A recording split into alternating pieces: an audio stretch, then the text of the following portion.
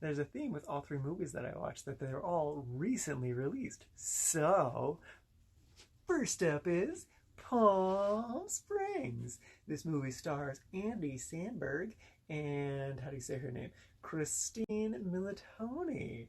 And I loved this movie. I was amazed. I was so blown away by how much I freaking love this movie. Yeah, it's kind of like a dark humor rom com. It's on Hulu, and yeah, it's incredible. It kind of, if you've seen the trailer, or you know anything about this movie, you know there's like kind of like a twist to it, or like a trope, a common trope that's been getting more and more popular. And I would definitely say they do an interesting twist on that trope. And even when I first heard about this movie, I was like, oh, they're just going to do that again. That's dumb. But no, I think they did it in a really, really interesting way.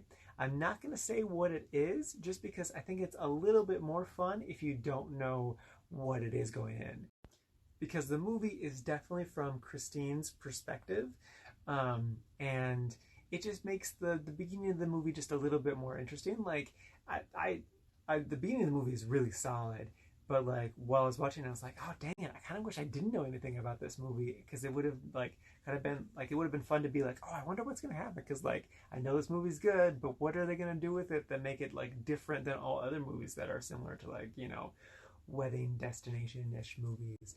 And yeah, no, it's so good. Their chemistry is so solid. Um, Andy Samberg, kind of plays the same character he always plays, but like he does a little twist, a little bit different with each one. And I think what he does with this one was really great. But she really stood out. Christine is great. I really want to see her more stuff. She was wonderful in Fargo season 2, and just, oh my god, she's great. I love this movie. Definitely watch it. Watch it. Watch it. Don't research anything. Just go into this movie blind and watch it. You're not going to be disappointed. It's so good. So good. Even if you know stuff about it, just watch it anyway, because I love it. I just love it. Now on to Vivarium. This is going to be kind of the opposite, because I'm going to kind of spoil the hell out of this movie. Maybe, potentially. It depends on how my conversation goes with myself. Anyway, so this movie stars Imogen Poots, my fourth one of her. I love her so much. And then Jesse Eisenberg. Did like the festival thing last year, so that's why some places say 2019, but like it just got on Amazon Prime. It was available to rent earlier this year, and I almost saw it in theaters. I would have seen it at the end of March, but then the theaters closed. But yeah, this is a really slow and kind of difficult to watch sci-fi movie. The premise is basically there's this young couple looking for a house. They go check out this house in this very abstract looking suburbia area, and then get stuck there. They literally can't leave. And then suddenly they get a baby in a box and have to take care of it. And yeah, it's really interesting. When I went online to like try to find some discussions about it, it really came down to a lot of people really just didn't like this movie. And I would say they didn't like it because the ending really didn't explain stuff, or at least didn't explain stuff in a satisfying way. You really don't get definitive answers or just kind of general answers. But then also, I think people didn't necessarily like it because I think they kind of interpreted it at a very surface level. Like they talked about how it's about the horrors of suburbia, or like the horrors of being parents, or being horrors of being parents when you don't want to be parents. And like I don't think those are wrong interpretations of the movie. I think that's just a very top level look at the movie. And I think there's a lot more going on to it. Some people kind of talk about it as like it's an alien invasion movie, because there's definitely aliens in this movie. But like I think it's more to it than just that. Because like looking at the name of the movie, it really explains a lot, I think. Because vivarium is a real word. It means a place, such as a laboratory, where animals or plants are kept under conditions simulating their natural environment, as for research. So like it's a very weird looking suburbia place because it's trying to emulate their natural habitat so they can conduct research. And some people took that as like research so they can invade.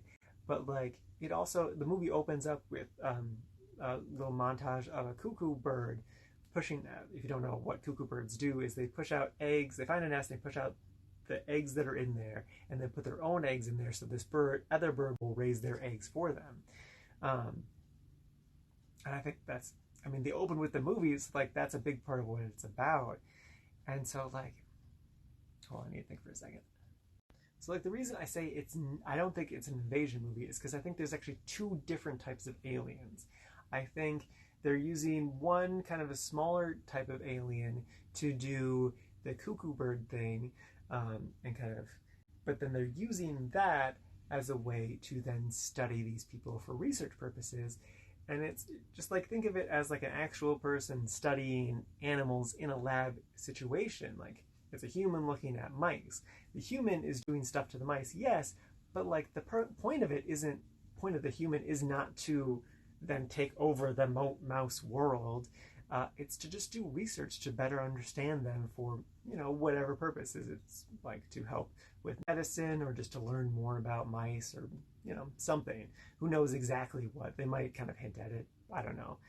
There's definitely like some stuff with colors that I was hoping people would be talking about, but no one said anything because there's just a lot of hate towards this movie. Another reason why I think there's a lot of hate towards this movie, I know I'm talking a lot about this movie, is because it's definitely slow in the middle section. I think the beginning is kind of like the best part. There's a lot of, I don't know, it's when the characters are most alive. It's lively. But like it dives into like the slow descent into madness, and like it's really slow and really maddening, and like the baby turns into a very, very annoying child that you're just like, you are so frustrating. I wish I could just like pick you up and like do something to make you not so infuriating. I don't know what, but it needs to not be violent because violence is bad. But yeah, and like it's infuriating that you can't do anything and they can't do anything to fix it. And so like that's just, people are kind of misdirecting their frustrations. Like the movie is trying to make you feel these things. So like the movie's doing its job since you're feeling these things, but people feel that like since they're feeling these things, oh, the movie's not doing a bad job because I'm feeling these negative emotions. But like that's what it wants you to do. It wants you to feel these things. And just, yeah, I think it's great. I did quite enjoy this movie. Other people just kind of thought it could have been like shortened, like it's one of those sci-fi concepts that could have been done in like half the time. And it could be, that maybe could have helped it, but I just love Imogen Poots so much, and she is the lead of this movie, and I'm just like, I can't get enough of her. So like, I'm fine with it being long, because yeah. And lastly, Desperados. Oh my god, this poster is so bad, but the movie's actually okay. So the movie stars, I'm gonna mispronounce everyone's names, Nazmond Pedrad, Anakamp, Lamorne Morris, and Sarah. I can't read her last name because I kind of squiggled it. But yeah, this is just a very Netflixy rom-com movie. It really feels like the people behind it were like, hey, let's go on vacation, but had the movie studio pay for it. And it's all right. It's almost funny. I feel like had I been drunk or just under the influence of something, it definitely would have elevated this movie a bit. But I don't know. It's very okay. I would say though that Lamorne, I'm just gonna call him Winnie the Bish because he's Winston Bishop from New Girl. It's kind of like a New Girl reunion because he was in it and so is she. He really elevates this movie. I think every scene he's in, he is funny and interesting. And if you've seen New Girl, you know there were a couple in that, and he kind of played like the silly, wacky character, and then she played the straight man in New Girl. But in here, the roles are reversed. She's the silly, wacky character, and he's the straight man. And I feel that Winston can definitely play both really, really well. But I think she can only play the straight man. She's not really great with the zany stuff. And honestly, Winston, he really crushed it overall. Like he even had some like emotional scenes, and like when those happened, I was like, oh, I'm watching like a good movie. Wow, that's great. But sadly, he's not in like a ton of this movie, especially in the first half. So yeah, it was fine.